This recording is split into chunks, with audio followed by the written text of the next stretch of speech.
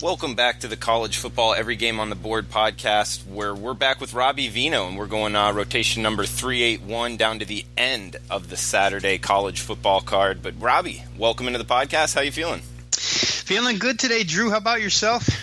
I'm feeling good, and you know what? The first game we got up here, 381, 382, Kentucky, Texas A&M. It's a pretty sleeper game this weekend with the total sitting at 50.5 and Texas A&M laying less than a touchdown. It's pretty much 5.5 or 6 at home. This is kind of an exciting cross-division game here in the SEC, Robbie. How would you look to bet Kentucky, Texas A&M? Yeah, and it certainly puts Kentucky through the ringer for 4 times in 5 weeks, right? 3 SEC games the last 4 weeks, Florida, Mississippi State, and South Carolina, all which they came up big to the surprise of a lot of people. The last couple of wins over Mississippi State and South Carolina, now on the road to College Station, where Texas A&M has been put through the ringer. Drew, they've had it extremely tough so far this year in the fact that they've played maybe 2 of the 3 best defensive lines in all of college football, Clemson and Alabama. I think the overwhelming key here, and we've said it before on the podcast, but we'll say it again because it's important and significant in this situation.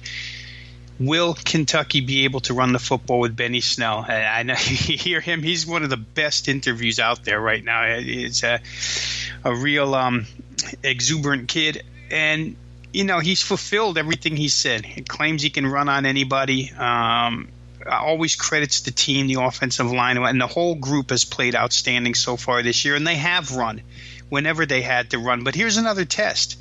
When you take a real close examination of A&M, you find out that Alabama only ran for 130 yards on these guys, and Alabama can pretty much do whatever they want against anybody. At Clemson, or the home game against Clemson, Clemson only ran for 115 yards, Travis Etienne and company. So this is a tough team right now. A&M only giving up 3.1 yards per carry. On the road in College Station with a bullseye on your chest now. Nobody lets Kentucky walk in at this point thinking that it's a rollover game. Jimbo Fisher has his team a little bit ahead of schedule as far as I'm concerned. I kind of like the home team here. A little bit on edge still about the physicality of Kentucky on both sides of the football. They've been real good there, Drew, far better than I thought, and they match up real well. If I felt like A&M could, power drive them offensively with their big OL or with their defensive line, it would be a little easier play for A&M. But I would think that Kellen Mond and his dual threat ability, plus the fact that A&M's that good against the run, I'd lean that direction. 5.5's a lot to lay against a real good Kentucky team. But like I said, I think the fundamentals give me a little bit of a lean towards A&M. Robbie, in the Big 12, we got 383, 384, Iowa State, Oklahoma State. Looks like this one 54.5 the total, with the Cowboys laying 9.5 at home in Stillwater. Yeah, talk about a team that's been through it. Iowa State, really, and despite injuries, they've come through. Injury to the quarterback position, to the running back position. David Montgomery looks like he's probable this week, their star tailback. But, hey, they've had to play Iowa. They've had to play Oklahoma, and they've had to play TCU. Excellent defense, excellent offense, excellent both ways, and especially speed-wise with TCU.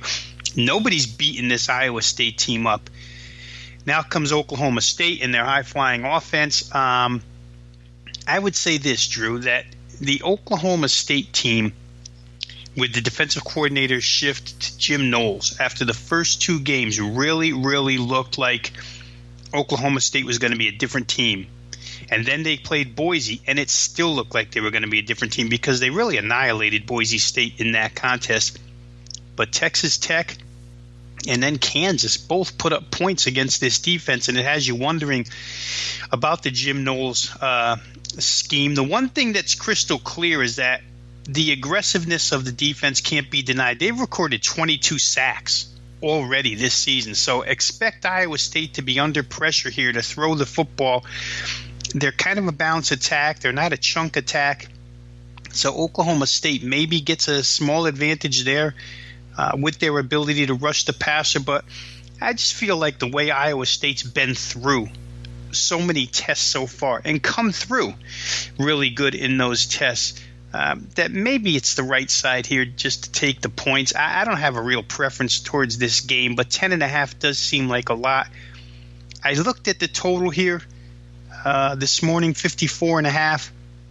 Couldn't really come to a firm conclusion. My first instinct was to play it over, thinking that both of these offenses might be able to get on track, but I'm not so sure Oklahoma State can do what they've been doing all season long. A lot of their season-long statistics are skewed by the Missouri State and the South Alabama games, in which they went crazy and picked up 1,349 yards in 2 games. Since then, they've been good, but they haven't been that good. So we'll see how this one goes. But like I say, I don't have a real preference side or total.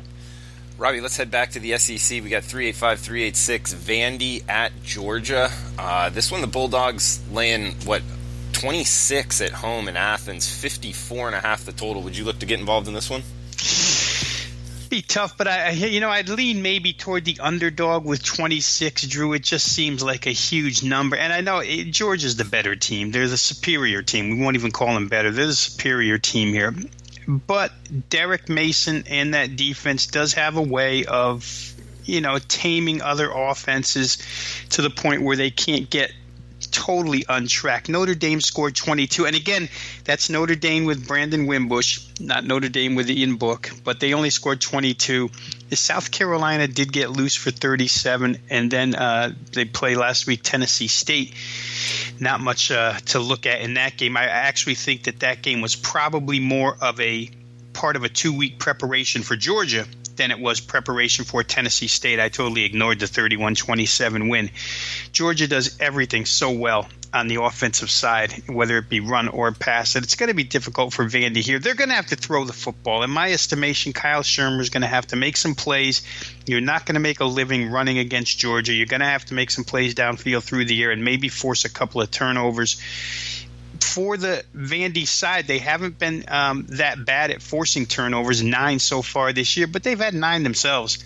So, again, it's a game where Georgia's going to win going in. Question being, can they win by 28? Eastern Division game, maybe they show a little more interest, but I'm not positive that Georgia has a huge interest in annihilating Vanderbilt when LSU on the road is on deck. So, situationally, maybe a little lean towards Vandy. I think 26 might be a shade too much. All right, Robbie, moving down the card here, we got 387, 388 Iowa at Minnesota. Looks like the Hawkeyes laying 7 on the highway, 43 the total.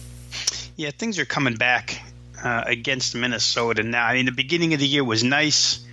P.J. Fleck, walk-on quarterback. Things are going great, but there's been some injuries to Minnesota, especially at the tailback and with Winfield, their top corner, gone for the last couple of weeks. And I know he's one of those extreme positive next man up type of coaches, which is a good thing, but I was a different animal here for Minnesota. I just don't know that the Minnesota offense is good enough at this point in time to crack that Iowa defense, which has been stellar all season long. I mean, we have to hand it to Kirk Ferentz one more time for the defensive unit that he's put out on the field. It seems like year in and year out, it really doesn't matter. Iowa's going to be good. This year they seem to be exceptional. And offensively, they have a few more ways to make plays than does Minnesota. This line has moved to a point now, Drew, at -7. Iowa on the road -7, where it gets real dicey for me. I would have been much happier with the opener at -5 than I am with -7, because even though they have a couple more ways to make plays now downfield, Iowa, they're still not anywhere near a prolific offense, and 1 or 2 turnovers could crush them in this game. So I think the line's in a spot now where there's zero value to playing Iowa. I just don't want Minnesota unless I see that, P.J. Fleck can continue with Annexstad, the walk-on quarterback, and his defense at the pace that they started at the beginning of the year. I don't think it's happening for him. Leave this game alone. Total here, 43. Not much there either, but I'll say it again. In modern-day college football, 43 you can make by mistake. 24-20 cashes a ticket there, and certainly in any college football game played, 24-20 is not out of the question. Robbie, in the MAC, Bowling Green, Toledo. Interesting matchup here. Two offenses that can move the ball. I don't see Bowling Green being able to stop Toledo very often, but never know. It's reflected in the price here with Toledo laying 21.5 at home, 71.5 the total.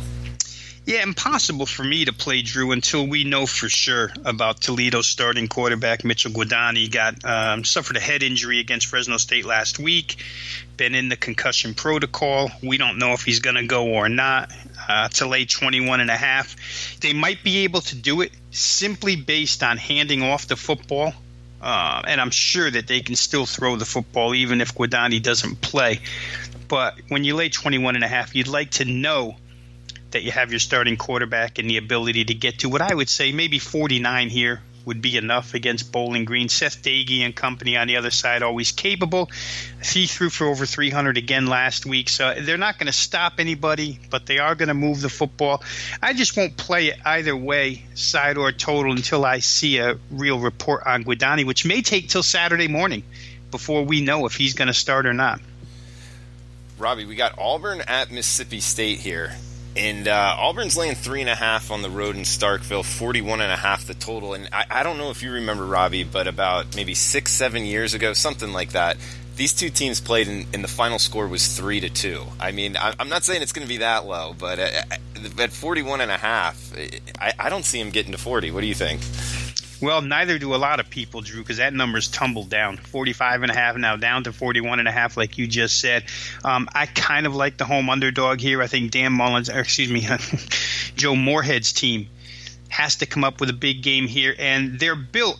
Both of these teams are mirror images, to tell you the truth. Maybe Auburn's got the slight edge because Stidham is a much better passer than what we see out of Nick Fitzgerald. Nick Fitzgerald, inconsistent at best. Stidham, when they cut him loose, can make bigger plays. So there's your advantage. Your disadvantage is going on the road into Starkville against an angry team, an angry head coach. They've disappointed the last couple of weeks, and to stay afloat in the SEC, they need a victory here. Auburn's offense, to me, has been, and you alluded to it when you said you like under here, but their offense has just been so stagnant. They cannot run the football. They're going to have to lean on Stidham's right arm, and in order to do that, the offensive line is going to have to block this MSU defensive front, which is scary to me. Anything over a field goal, which we're getting here, we're getting 3.5 with the home team, I think is worth taking on the Mississippi State side, because even if Auburn wins, I think they escape with a field goal victory. So for me, it's the home dog plus the points, leaning on that defensive front, and in both aspects, really, Drew. The fact that Auburn's shown a lousy running game, so I think the defensive front can control Auburn's ground attack, and then letting them loose pressure-wise against the Auburn offensive line to get to Stidham. That, for me, is a good matchup for Mississippi State. The same things exist on the other side. I'm not trying to be one-sided about this because, anybody arguing the other side could come right back at me and say Auburn's defensive line should have a good day against this Mississippi State offense, and I wouldn't disagree. It really comes full circle back to what you said at the start of this, under 41.5. How are they going to get to 42 points? Not so sure, but I do think the home underdog is worth a look here.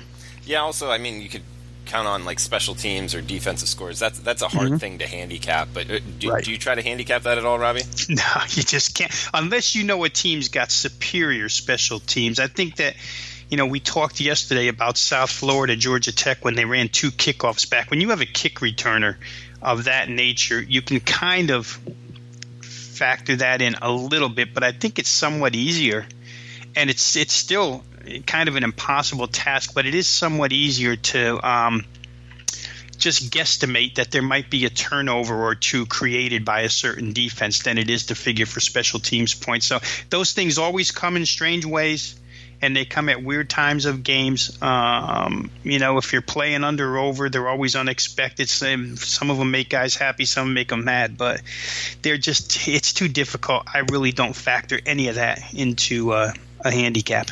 All right, Robbie, moving down the card, we got Navy Air Force. Looks like Navy laying 3 on the road, 48.5 the total. Well, two teams that defensively aren't good, but they'll certainly know how to defend the other side. Anytime the service academy plays another service academy, you get option offense, and therefore the defenses are well prepped. The good news here, Drew, to me, is that both of these starting quarterbacks are going to play. For Air Force, they're a more efficient offense behind Isaiah Sanders just because he can throw the football better than Arian Wortham can. And on the other side, for Navy to have Malcolm Perry is really important here. I know Zach Gaby comes in on the goal line. He's been the quarterback there for 3 years now, but on the goal line, he's a good short yardage quarterback run type guy. But they need Perry all over the field to make plays for them. So it's good to have both of these guys involved in the game. I tend to disagree with the fact that this total has come down to 48. And I know the reasoning behind it is that neither team has shown consistent offense yet. But they have shown it in spurts, and I do believe they can show it in this particular game. 48 to me is a real low number for these two teams that are both capable of big plays on the offensive side of the football, and both defenses are vulnerable to giving them up. There's no question about it. So I think that I may look toward over 48 in that game. Like I said, I disagree with the line move there. The side in this game has stayed real flat. Open 3, remains 3, shaded a little bit vig-wise towards Navy. But for me, I'm going to take a real hard look at that over, Drew. I think 48, just a little bit too low in my estimation. All right, Robbie, we got 395 here in the Sun Belt. UL Monroe, Mississippi. So Sun Belt SEC West matchup with 75.5 the total. Yeah, I don't see a lot of stops in this one. Over 3 touchdowns, though. The Rebels land it in Oxford, 22.5. I wonder a little bit, Drew, about Matt Luke's team. They've had 2 step-up games so far this season, Alabama and LSU, and not that the outcomes during the week as we handicap them, not that we thought that the outcomes would be any different. I think most figured, and just judged by what the point spreads were on the games, right? But most figured Alabama would handle Mississippi no problem. Most figured LSU would handle Mississippi no problem. I think the big question is the offense just doesn't show up against the top-level teams. It does show up against the lower-level teams. However, the concern I get here is just with the body language of Ole Miss in that LSU game. I happened to have a play on the over last week in that contest, so I was focused on the majority of those 60 minutes. And when Mississippi got behind and when Mississippi got frustrated offensively, you saw it on the faces of A.J. Brown, of DK Metcalf, who came off with cramps quite a few times.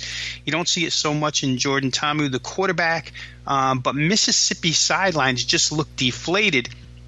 And under normal circumstances, I would say they're going to go out and ring up 52, 56 against UL Monroe. But I just don't know where their heads are at right now. I think it's a real tough job for Matt Luke at this point in time to go into the locker room and tell his team that's loaded with first-round draft picks, Greg Little at tackle, A.J. Brown, Metcalf probably not this year, but Brown certainly. These first-round picks that maybe want to start preserving themselves, I'm not so sure that Ole Miss is of the right mindset to come out and just light it up the way they should against UL Monroe. All that being said, Caleb Evans and UL Monroe surprised me last week not being able to score whatsoever, lose 46-14 against Georgia State. We went into that a little bit yesterday. They should bounce back a little bit here against the Mississippi defense. You would think, Drew, I mean, logical handicapping thinking is when you have a step down in class like this and as drastic as this is for Ole Miss as far as defenses are concerned, that this would automatically get over the total. I'm not sure.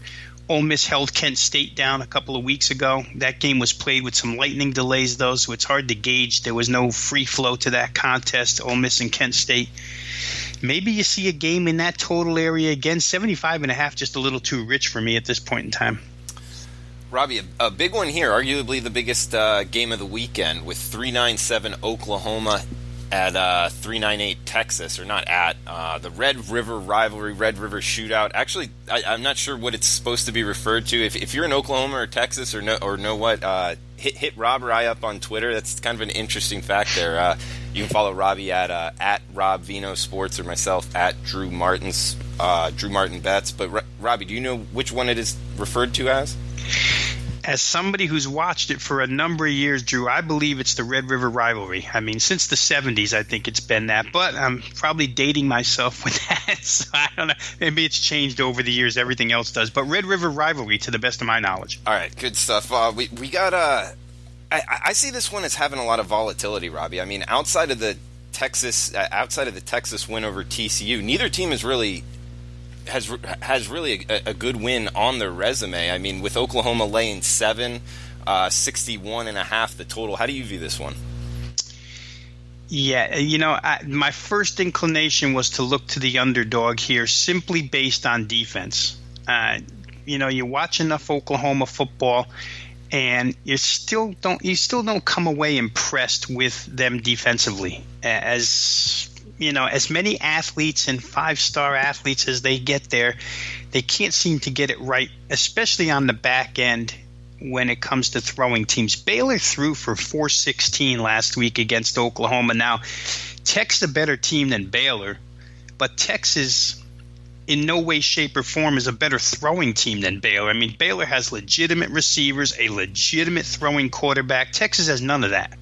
So can Texas take advantage of the back end here would be my major question. But other than that, 7.5 looks kind of big to me. I think that UT defensively can do some things to Oklahoma here. I think they've got enough speed to potentially slow Kyler Murray down a hair. That kid is so fast, Drew, and so quick to make decisions when it comes to running the football that it's hard to contain him totally, because you have to respect his throwing arm. He passes the ball very well. 73% completions last week again. So there's a lot to worry about if you're Texas, but when you look up and down the Oklahoma schedule, I'll get back to what you were talking about in the beginning, they haven't seen a defense really like this one, with the exception of the Iowa State defense. I think Iowa State's defense comes close to Texas. Texas is better. But Iowa State didn't have a bad day against Oklahoma. And then Army came in and totally kept Oklahoma quiet, basically playing possession football. 7.5, a defense like Texas is, it's far more important, in my mind, it's far more important to Tom Herman and Texas to get this game right than it is to Oklahoma. Not to say Oklahoma won't be 100% focused, but I just think there's a little something extra there for the Texas side.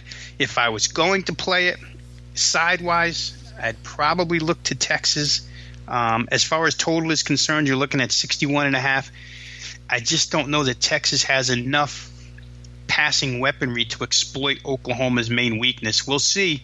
Sam Ehlinger's been very protective of the football recently. I think 9 touchdowns and no interceptions in his last 3 games or something like that. So he's been a lot better where that's concerned. Can they make deep plays the way Baylor made them? If they can, they got a good chance of pulling the outright upset here. So we'll see how it goes. Slight lean for me towards Texas.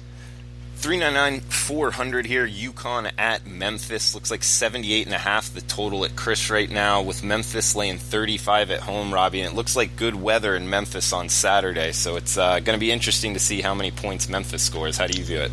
Yeah, we don't have to spend a lot of time dissecting this one, Drew, because the teams are what they are. Although I will say this, the 24 points and the 16-point loss out of Memphis last Friday night to Tulane was quite a surprise to many who played Memphis and over in that contest. It didn't work out either way. It became Tulane and under, and it was pretty evident from the get-go. It got close late, but it did not get over the total. They only reached 64 points. Bounce back effort against a Connecticut team that is just brutal. I mean, we could go through a series of numbers defensively. We don't have to, though, because I think everybody knows by now UConn can't play a lick of defense. Depends how much defense Memphis brings to the table here, Drew, because the one thing to Connecticut's credit and the one thing to Randy Edsall's credit is when you watch UConn, as bad as they get mauled defensively, the team always seems to be optimistic on the sidelines. I mean, he's got everybody's heads up. Everybody plays hard. The offense continues to play. We've talked about David Pindell before, outstanding dual threat quarterback who does a lot of UConn's work for them.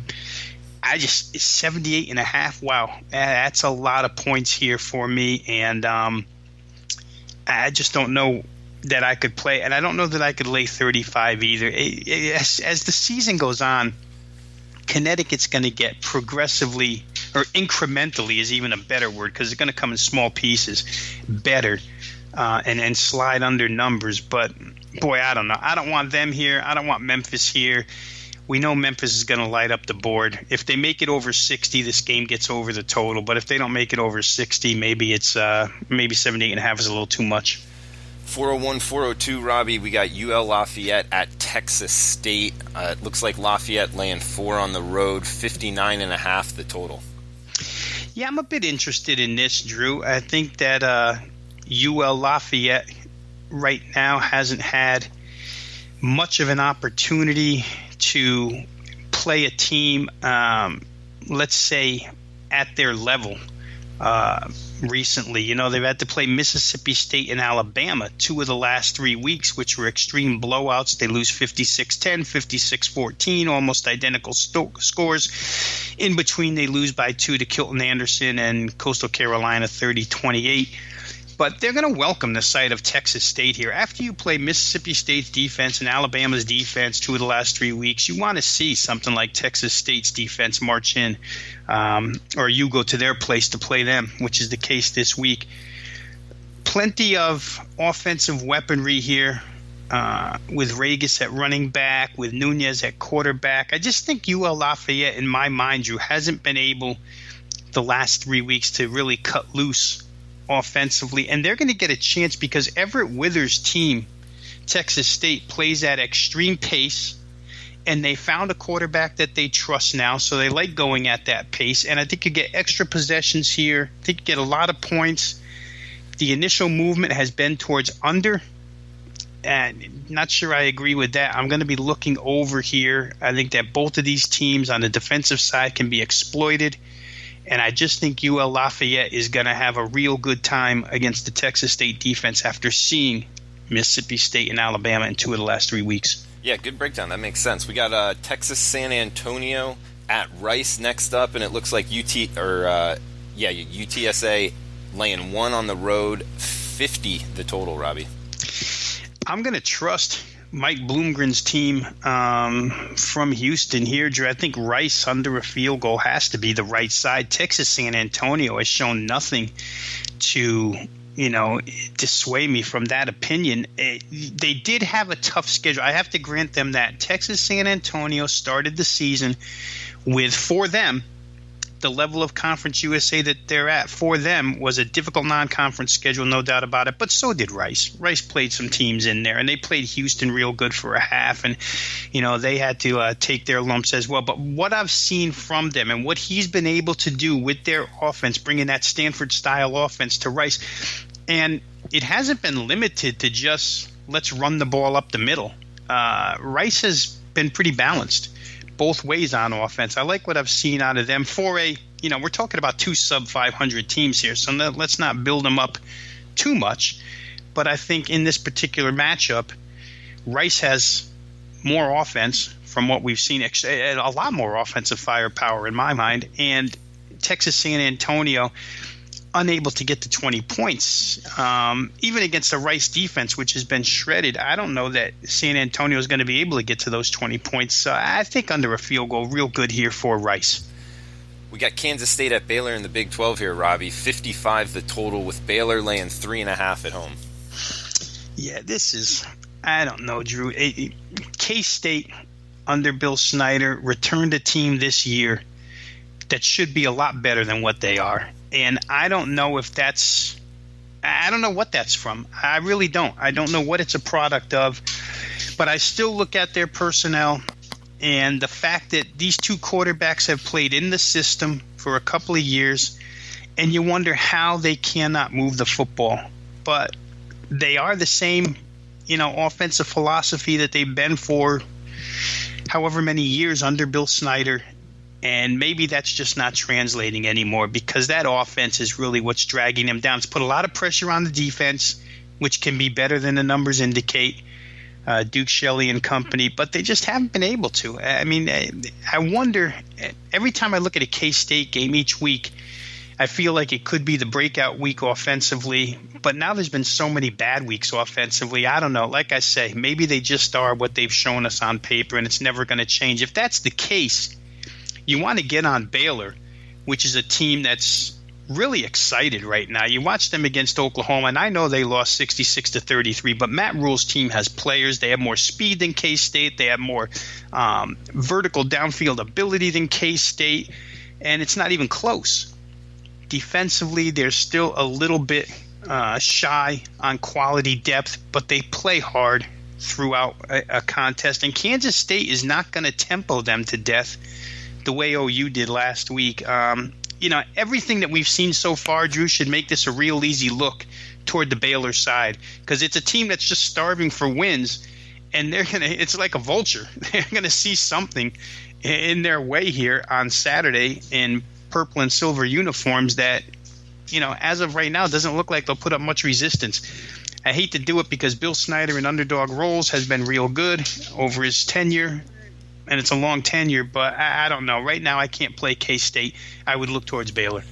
Robbie, big one here in the ACC. We got Florida State at Miami, 48.5 the total, with Miami laying 13.5 at the Rock on Saturday, 3:30.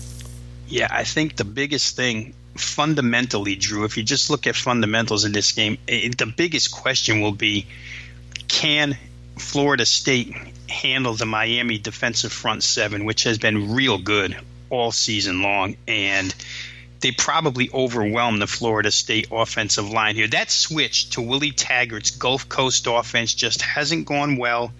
They came from behind last week, got a 28-21 victory, and Francois has been fairly good throwing the football, but I just anticipate him being under immense pressure from that Miami front. They left a bad taste in a lot of bettors' mouths after they lost to LSU opening day. Since then, they've been nothing but dominant. The competition level has been subpar by all means. Savannah State and Toledo, defensively at least. Toledo's good offensively, but defensively no good. Florida International and UNC. It's not a great list of teams, but still, they've been dominant. And I wonder about Florida State here being able to protect their quarterback, being able to hand off the ball and make any yardage whatsoever. The last time FSU faced a pretty good defense was that game against Virginia Tech, and they got absolutely stonewalled.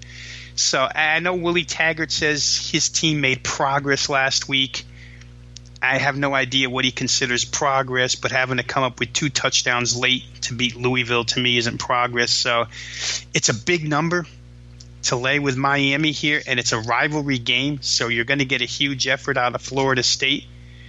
Just don't know if that huge effort's going to be good enough, Drew. After, emotion wears off after about a quarter or so, and talent takes over. And not that FSU's void of talent, but they just haven't fit into the systems and schemes that are presented to them now. Jawan Pass had his best throwing day of the year last week for Louisville against this Florida State defense. So certainly with Perry, and you know what? Maybe I should defer to you because you got to see N'Kosi Perry up close last week. You went to that UNC game. To me, they're going to make some yardage in that passing game against the Florida State defense, which couldn't stop Bobby Petrino's really pedestrian pass offense for most of this year. Last week, like I say, Pass had a big day. Doesn't bode well for Florida State here.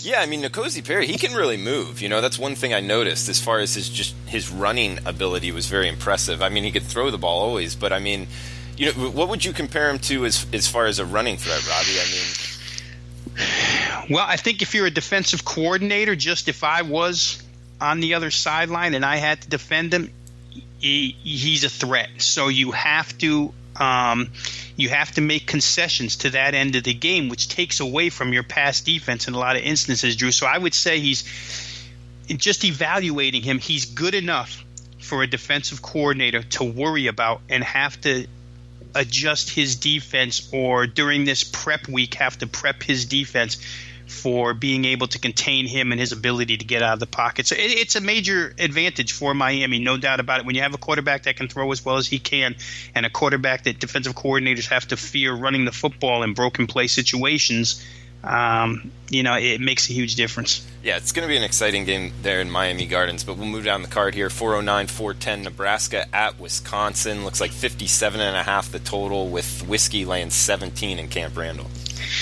Had the total last week over with Purdue and Nebraska, as a lot of steam did late in the week in that game. I think it got its way up to 58.5 by week's end. I think I got in at 56 a couple days sooner, but just playing Nebraska over the total seems to be a way to go here, Drew. Just knee-jerk, mechanical, blindly, whatever phrase you use to describe just running to the window and playing something without knowing anything about the game. I think that's the way I'm approaching Nebraska at this point in time. That defense, Scott Frost's press conference should have been embarrassing to the guys who wear the jerseys for Nebraska after last week. He's embarrassed. He thinks that they don't play with, I'll paraphrase here, with any heart on the defensive side of the football. They've got offensive weaponry. I know they can score some points, even though Wisconsin's an outstanding defense. I think that the reason why you play Nebraska over, or the reason why I play Nebraska over at this point in time, is because the numbers are manageable and they don't play any defense, and they can score they can score enough to get you over the total. So Alex Hornibrook and company figure, in my mind, to have a big day here against the Nebraska D. Scott Frost can moan and groan and try to psychologically get through to his defense all he wants, but that defense has been lousy for the last 2 years. They're in a new system this year, and from the get-go, they knew that they weren't going to be any better. I think they hoped that they were going to be better, but I think if push comes to shove and you look deep down into that defensive staff, they knew this defense wasn't going to be any better. They're not. Wisconsin should run it. Hornibrook can throw it. He's got his, a good portion of his receiving core back from the beginning of the year, so that makes a difference for Wisconsin. Like I say, Nebraska games become simple handicaps for me now. If I see a total that's reasonable, just play it over. Robbie, 411, 412, a little bit of a degenerate special, 10:30 p.m. Eastern time slot here. Colorado State at San Jose State. Looks like CSU laying 2.5 on the road, 61.5 the total. Yeah, there could be money to be made here too, Drew, in this degenerate special. I mean, just from a handicapping standpoint, CSU comes off a bye, and that bye came at a pretty good time for their offense. The defense is what it is. They're not going to be able to change that defense into something great overnight. They've given up 40 points per game so far this season. Two of their opponents were Illinois State and Arkansas. Arkansas hasn't played much offense all season long. Illinois State's an FCS team, a decent one, but still 35-19 loss in that game. And then the other three games, they give up 48 to Florida, 45 and 43 to Colorado and Hawaii. They're what they are defensively.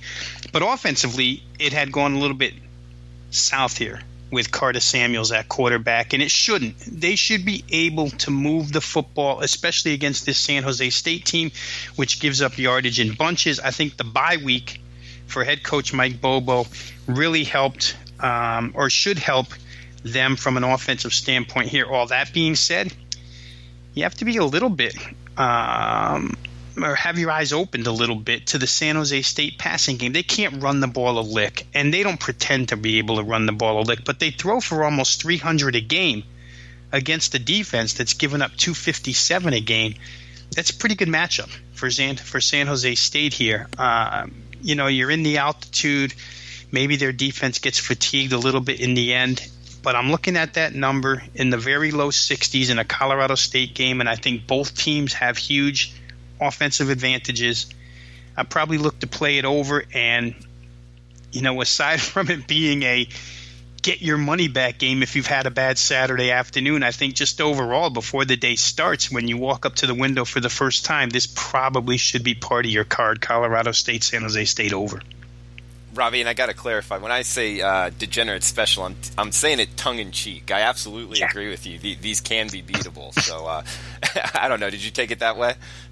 No, because it's been referred. The late game out on the West Coast has been referred to that forever, Drew, and in betting terms. So it's certainly no slight to the game itself. It's a bailout game for people that have had bad Saturdays. It's a game that I think when we refer to degenerate special, if you were going to define it, it's a game that probably wouldn't take a lot of money normally, but takes a ton of money because it's in the time slot that it's in. In my case, this particular matchup, I think should take money right off the bat. Yeah, and talking about taking money, I mean, this one will have a lot of tickets written as well. We got the 12 Eastern midnight the game here with Hawaii having a home game. Wyoming making the trip out to the islands. 57 the total. Looks like Hawaii laying 3 at home, Robbie. Yeah, Wyoming's a team anchored in defense. No question about it. I think this is a simple fundamental breakdown in this game. They're anchored in defense, and they're especially anchored in being able to rush the passer. But Cole McDonald and company, the ball comes out so quick in this run-and-shoot offense, and the pace, the tempo has become so extreme for Hawaii now that Nick Rolovich brought this offense back, that I don't know if that pass rush is going to make it through 4 quarters here, Drew. First of all, I don't think they'll approach Cole McDonald. Maybe they do early, but if they don't get there early, they're certainly not going to get there late because they don't have enough depth across that defensive line to be able to chase these guys around all day long. And then I don't think they have the speed in the secondary to run with these Hawaii routes that they run in this run and shoot. They've got multiple receivers. I mean, Hawaii's got 4 guys that on any given play at the receiver position can burn you for 6 points. So it's a real challenge for Wyoming, who, as I looked down their schedule earlier this week, really don't have anybody thus far on the schedule that they could use as a gauge. They certainly can't simulate this in practice. How are they going to simulate what Hawaii does in practice? No how, no way. Other side of the coin, though, has been the Hawaii defense, and the potential does exist for Wyoming with freshman quarterback Vander Waal, who hasn't been great so far this season. A lot of accolades coming in, not great overall so far, but they may be able to run the football a little bit, although I'll say this, in Hawaii games that I've seen, which is everyone except for the most recent 4 overtime against San Jose, I had to listen to that one on radio, but they've been able at the outset to stop an opposing running game and get off to a lead. It didn't happen in the Army game, the getting off to a lead part, or a big enough lead.